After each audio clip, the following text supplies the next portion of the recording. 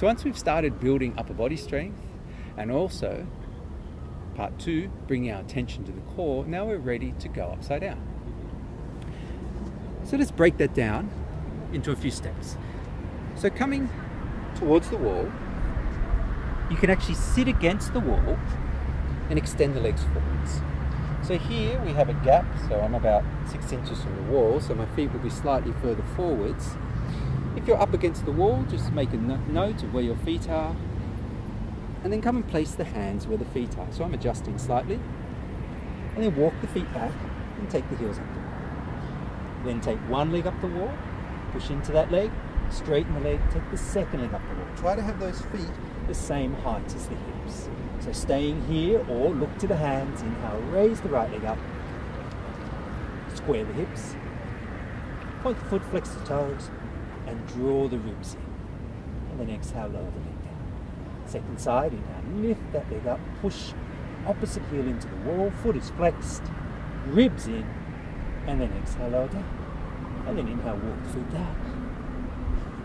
And let's just release the wrists. So it's really important that if your wrists are getting a little sensitive, you should release them, and also do some wrist strengthening work. So a few really handy wrist exercises are in the down dog to press the finger pads and the knuckles down into the floor and to grip the mat. So starting to build finger strength. And that'll lift us out of the wrist. But if we feel that we're getting a bit sensitive in the wrist, then we want to release the wrist. So one nice release for shoulders and wrists is to take the hands behind your back, palms together, draw shoulder blades together, extend the arms back. So just opening up the chest and releasing the shoulders and the wrists. Really squeeze the fingers together.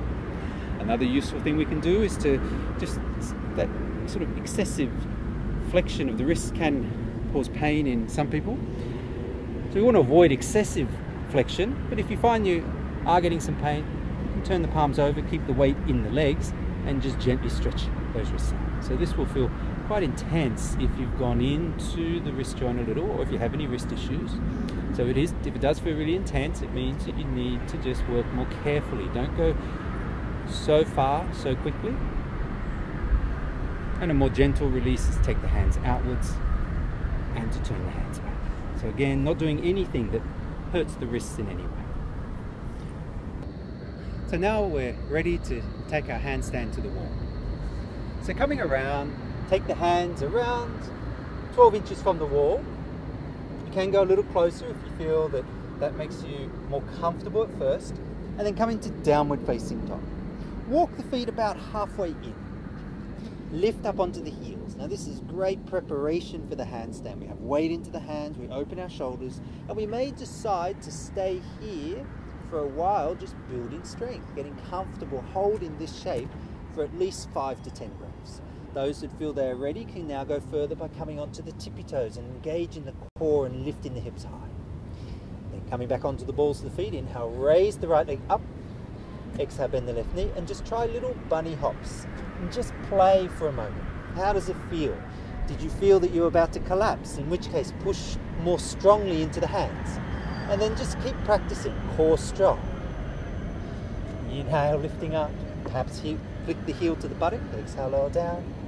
And just playing with getting upside down. Now, a common problem is that we get a bit excited, we jump up, and we go bash into the wall. So do try to come up nice and slowly and smoothly. Always coming up on the inhale. So inhale, raise the right leg, exhale, bend the knee, toe tips the floor, then inhale, coming up, perhaps using the wall, staying here, and then coming down one leg at a time. So again, making sure that you do release your wrists, and then when you're comfortable, once you can hold the pose for at least 10 breaths, now we're ready to play a little bit more. So just getting used to the balance. So let's change legs. So always try to use both legs. So don't just jump up on one leg, or otherwise the body will just be a little bit imbalanced, and you just find that you drop into that side which is easiest, then you further the imbalance in the body. So raising the left leg up, exhale, bend the knee, and just little bunny hops. And just play. If the leg is bending, really actively straighten and strengthen that leg, core strong. Exhale, and then inhale, coming up. Perhaps using the wall, bring the legs together, and then if you're against the wall, ribs in, look to the hands and practice bringing one or both legs away from the body.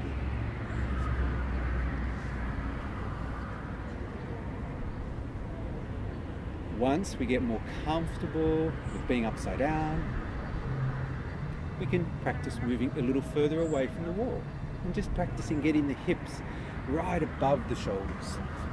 So you can choose to come a little further away from the wall, walk the feet in, inhale, raise the right leg, exhale, and then inhale, coming up, just playing.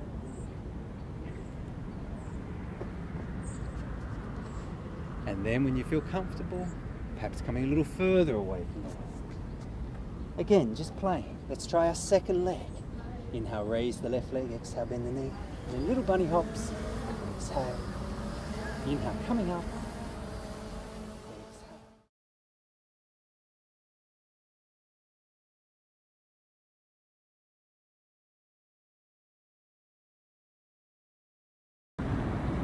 So once we finish practicing our handstand, it's a good idea to release the body, the wrists, and also the shoulders.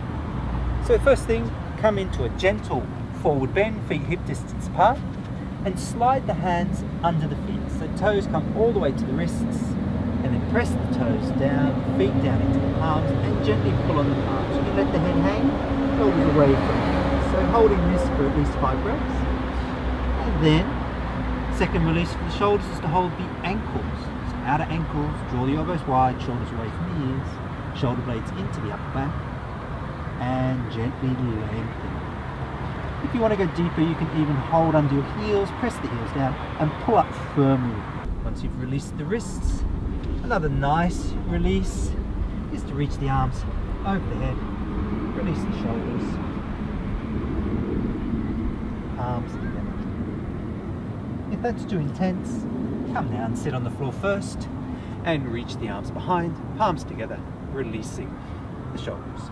And if you feel that you jam the neck a little bit looking too far down, just drop the chin and stretch out the back of the neck.